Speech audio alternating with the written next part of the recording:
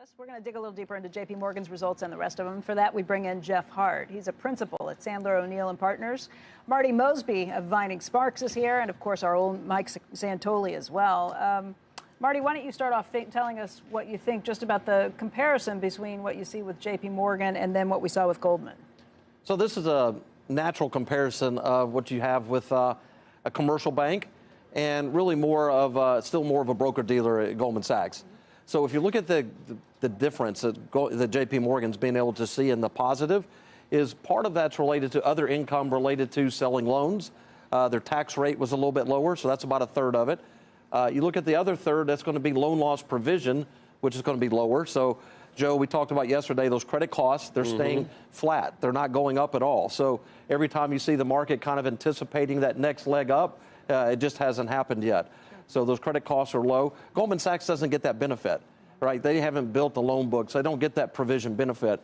And then lastly, what you have is the investment banking and just what we saw in the FIC business. That was the other third of the benefit that they got this quarter. Hey, Jeff, you think that Goldman's going to be the standout, the one that is the exception to the rule, or do you think J.P. Morgan is?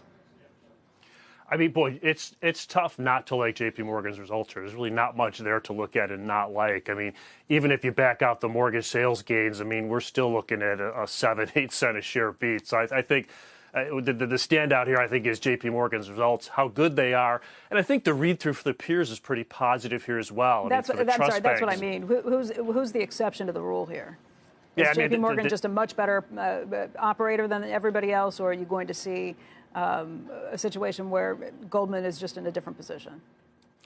I think it's somewhere in the middle. I mean, look, this is a really good quarter out of J.P. Morgan, but when you look at trading, you got to remember J.P. Morgan had a really easy comp versus last year. So their trading looks really good, but it's versus kind of a depressed comp. And, stuff like investments, that's a big business for Goldman Sachs. And, that it wasn't such a good quarter for INL and investing there. So I think part of it is kind of business mix when you kind of look between the two.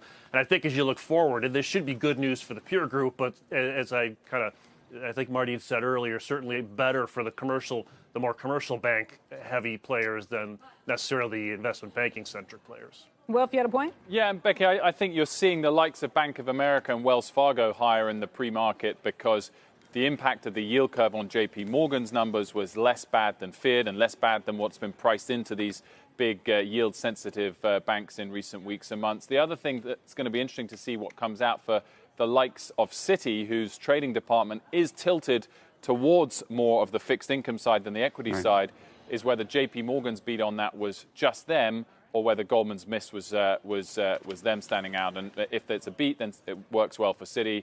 Morgan Stanley's down a little bit because they're tilted more, of course, to equity trading and to wealth management. And those two areas haven't been particularly strong in either Goldman or J.P. Morgan so far. Mike, just in terms of kind of seeing how this is going to play out, what this means for the rest of earnings season, too. How much should we follow the financials and say, OK, this is going to be an indicator? It's got implications mostly for the financials, I think. And it's interesting because after J.P. Morgan, Citigroup stock popped pretty nicely. And then after Goldman Sachs numbers came out, the gains were moderated. So I do think you're trying to figure out what this means for the other large banks. Goldman Sachs, though, fascinating because obviously somewhat choppier results. They don't have the massive base of the consumer business. But pretty much as expected, they're holding their kind of investment banking franchise levels. If you look at market share, it's just not been that great a quarter. And the stock trades at exactly tangible book value. So it shows you the street is very skeptical that they can earn a great return, even though they're earning 10, 11% on tangible book right now. Hey, Jeff, very quickly before we let you go, what stock would you be telling investors to buy today based on this news? Especially if Goldman's weak, I think you got to be looking at Goldman Sachs here. I mean, the point earlier, 12% ROEs with a road to higher ROEs and trading at tangible book value at best. And any weakness you get today, I think, especially coming into the seasonally strong first quarter, that's the place to be looking.